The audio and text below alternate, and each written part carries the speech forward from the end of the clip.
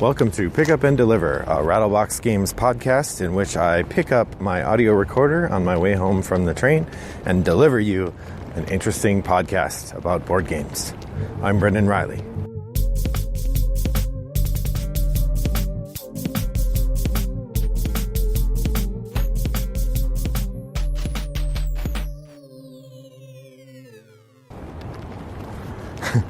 Welcome. It is a lovely day today. It's Friday, January 20-something, Friday, January 23rd, and the weather is just peachy here in suburban Chicago.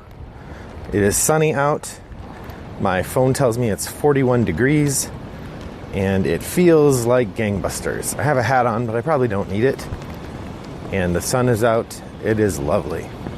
So, today on Pick Up and Deliver, I thought I would talk about something that came up on Board Game Geek in the forums, and I thought it would be interesting to explore it a little bit. So, for those of you who don't know who I am an English professor at Columbia College Chicago, which is a performing and media arts school in downtown Chicago. All my students are media makers or creatives of some sort. They want to dance or paint or make films or music or help other people do those things. It's a school for creative people. But it's bound in a liberal arts tradition, so we do a lot of philosophy and history and English, thank goodness for me, or I wouldn't have anything to do there. One of the things I talk about with my students is copyright. We talk about the idea of intellectual property. We talk about what role copyright plays in their own intellectual tradition, their own creative art, and in their consumption of art as well. I bring this up because it's given me, spending a lot of time talking about copyright with my students has given me, I think, a pretty interesting or significant perspective on a question that came up in the forums. Namely, there was an interesting conversation about the idea of board game piracy. So for those of you who haven't seen it, Christian Peterson of Fantasy Flight Games did an interview recently in which he talked about the difficulties that board game piracy is creating for game companies. In particular, it's becoming more and more common that when you find sort of bargain basement people selling games on eBay or on Amazon Marketplace, a lot of times the games they're selling turn out to be counterfeit. What's particularly troubling about this in regards to Amazon is that Amazon uses something, I think they call it commingled stock. The idea being that if I have 10 copies of, say, Ticket to Ride that I'm selling in my store, I ship them to Amazon, and then someone else has 10 copies of Ticket to Ride and they ship them to Amazon. What Amazon does is they just make a pile of 20 copies of Ticket to Ride and they keep track of how many each of us have sold. Which is fine, except if I am using counterfeit copies of Ticket to Ride, then when they go to sell one, the other person might sell one of my copies of Ticket to Ride that was counterfeit. And then the person who bought it thinks this other person is selling counterfeits. It undermines the whole system. And generally the counterfeits are not as well made. The cards might be smaller, the trains might be smaller. This has been a problem that's rising up over the years, and it's been pretty consistent now in the last couple. So what I was interested in was there was a conversation on Board Game Geek where somebody said, a friend of mine was looking at buying a counterfeit copy of a game, and I told him not to, and it seemed like he was going to anyway. What should I do? A number of people said something like, well, refuse to play a counterfeit copy.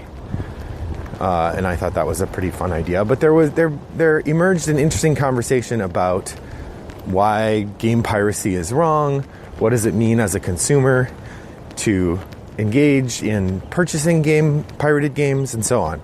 So I wanted to take a couple minutes to talk about some of the nuances of that. I think that in the abstract we can all agree that game piracy is wrong. And I think everyone sort of did in the thread as well. But there were a couple sort of more utilitarian types who were sort of saying, well, piracy is part of the modern age, and you're all hypocrites because you probably download music illegally too. Which may or may not be true. I think most of us at least have downloaded a few illegal things. I myself try to stay pretty clean in regard to that, but every now and again, if I want to read something like an article and I haven't got it on hand, sometimes I'll just Google PDF and see if someone has scanned the article and put it online for me. Or, occasionally if I have a song I want to listen to and I don't have it, I'll pop on YouTube and see if anyone has uploaded it, and usually it turns like they have. So I'm able to, occasionally I will use the engine of the internet to look at things that I don't have a legal right to listen to or read. But it was interesting to me that this person brought up the analogy of downloading illegal digital content in the context of board games.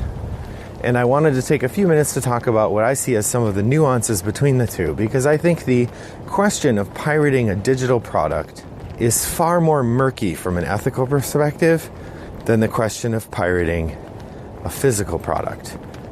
And here's my couple reasons for that. All right, so when I say ethically murky, I don't mean necessarily that it's right or wrong to download illegally music. I mean, generally I would say it's wrong. The thing is, we presume, and because of the nature of our culture, that it is moral and ethical to reward artists for their work by allowing them to control how that work is used. And this assumption, this philosophy, is not ingrained. It comes out of a particular set of market constraints that came into play with the Statute of Queen Anne. So with the emergence of the printing press, Scottish booksellers started copying British books and selling them, even though the authors weren't getting paid. And British booksellers said, hey, that's not cool. And so Queen Anne said, okay, well, if you're the one who publishes the book, you have a specific right to be the only one who makes it for a certain amount of time. It's the certain amount of time part that we've kind of forgotten about now. Because before that, there was no idea that somebody owned a story. You told a story, and once you told it, it was told, and other people could tell it. The idea that you owned a story was just a new thing. In the past, creative people had been rewarded for their creative work by doing that work and being paid to do it. So, a playwright would be rewarded by selling his play to the theater. But after that, he didn't necessarily own it. He didn't have control over the next time the play was produced or that sort of thing. So with the rise of the printing press and the rise of mass production of creative work, there emerged a new market principle, the idea of intellectual property. The idea that when you create something, you own it, even though it is an idea or an expression that is outside of you and could be reproduced. Okay, so there was your professor aside for the day, the history of intellectual property. So this is useful to think about in the context of digital space. So when we talk about pirating digital texts, there are three things I want to keep in mind about how pirating a digital text like a CD or a film is different from pirating a physical text, like a game. Difference one has to do with the value of free. So when you buy something, you're spending money on it, and the market drives your interest in buying that or not. When something is free, the market is not the one driving your interest in it. If you can get something for free, often what's driving you is, are you vaguely interested in it, and do you have room for it? Taking something that's free is a much lower barrier to entry. Concomitantly, the fact that you took something for free when it was available does not necessarily mean you would have paid money for it if you weren't able to get it for free. One of the things that you often see in conversations about digital texts is the idea that piracy is a one-to-one theft of objects. And this just frankly isn't the case. If people have access to a big free library of music, they will download music for all sorts of reasons. They heard it was maybe good, so they'll try it out. They think the title sounds funny, so they'll try it out. I mean, if it's free, there's no investment in downloading it. So to argue that every download is a lost sale is just intellectually dishonest. Second has to do with the way that resources such as digital copies work. Digital copies are, of course, a false scarcity or a artificial scarcity. When you make something digital, like a song, and you distribute it, the only reason it's scarce is because you aren't distributing more copies of it. And maybe you've made it hard to copy by the code you embedded in it or something. But a digital resource is only scarce if you choose to make it scarce. There is no legitimate scarcity in a digital resource. Similarly, if you want to sell 2 copies of a digital thing instead of 1, it's essentially free to do so. It doesn't cost you more to produce the second copy. I mean, they talk about that in drugs. That drugs cost, a drug might cost $1 a pill. Well, the second pill costs $1. The first pill costs $100 million of research. Right? Music is the same way. Films are the same way. That the film itself costs $100 million to make. Each copy of the film costs virtually nothing if you're downloading it. So again, the economics of a digital text are just different. Finally, there is the logic of the internet, and this I think is part of what's affecting board games now. By the logic of the internet, I mean the intellectual model, the model of intellectual property by which creative people are recompensed for their work by selling copies of that creative work, is built around the idea that making copies is the expense point and the choke point for distributing creative work. In the age of the printing press, making a copy was a pain in the butt. You had to have a lot of money to have a printing press. You had to hire someone to typeset the text. You had to make a bunch of copies of it and pay to make them. And then you had to pay to store them until you could sell them. So making copies was the pressure point there. So if we could restrict the making of copies, that's the place at which we could get recompense for the artist. By contrast, in the digital age, particularly now, making copies is cheap or free. The level of being able to buy home hardware to copy any manner of text is easily accessible to the modern consumer, which means that copying texts is no longer a choke point. So the logic of the internet, the affordances that that this technology provides, demands that we perhaps consider a different way of compensating people for their work. I would point to the Dice Tower as an interesting model here, right? 30 years ago, the Dice Tower might have been a magazine. And the way that Tom Vassell and his friends would have gotten paid would be they would publish the magazine and people would buy copies of it. And that's how they would make their living, is selling copies of this magazine. In the modern era, however, they don't sell copies of their videos. What they do is they put up their content for free and they ask us to support it if we like it. Ultimately, they're still getting paid for their work, which is good. Ultimately, we're still getting interesting work to watch or read, which is good. But the model by which they're being compensated is different. And the amount of stuff that's available is, frankly, very different. In part because the choke point is different. They're competing with a lot of people who are publishing things for free and not asking for money, or asking for just a little bit of money.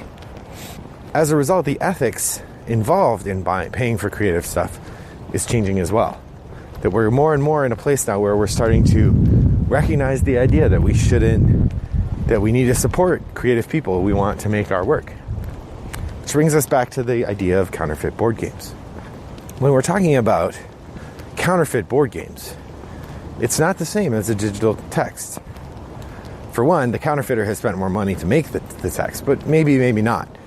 Depending on the setup they have, they might have a kind of print-on-demand setup where you order a counterfeit copy, they make one and send it to you.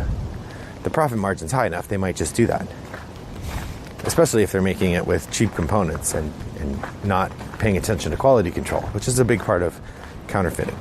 And the digital age has certainly exacerbated this problem because it's far easier now than it would have been 20 or 30 years ago to take the pieces of a legitimately made game and get them into a position where you could make them with illegitimate means.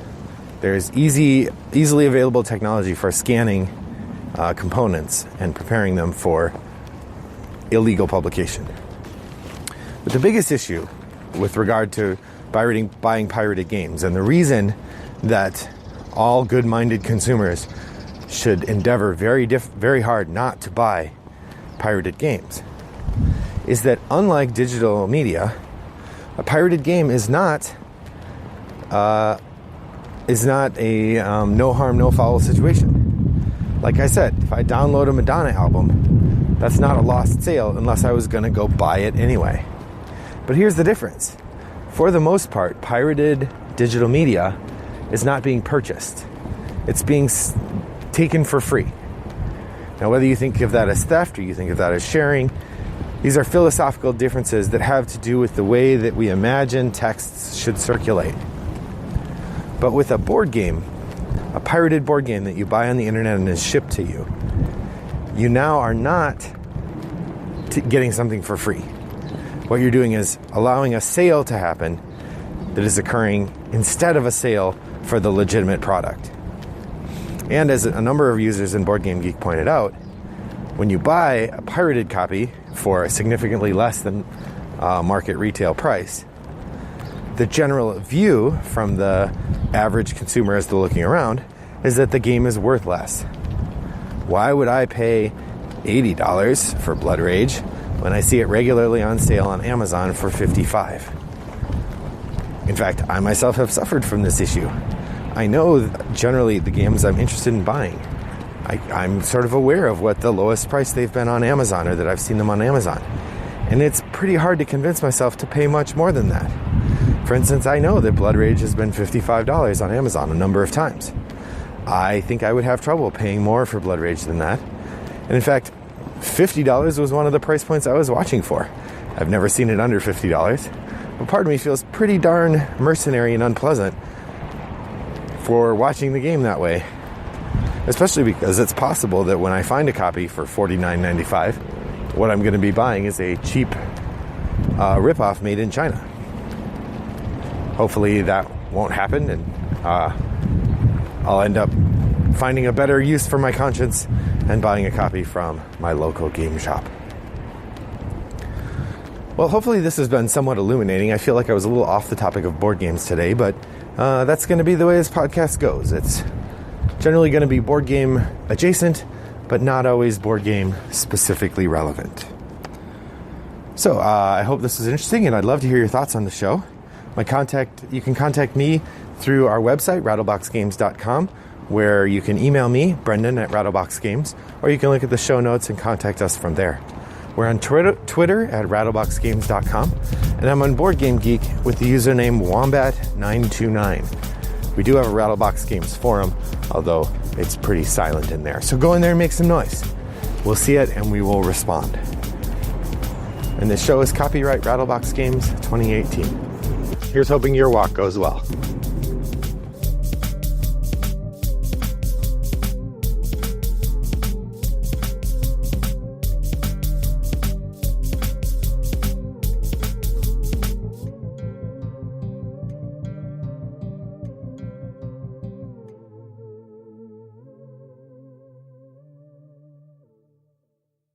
Brought to you by Rattlebox Games.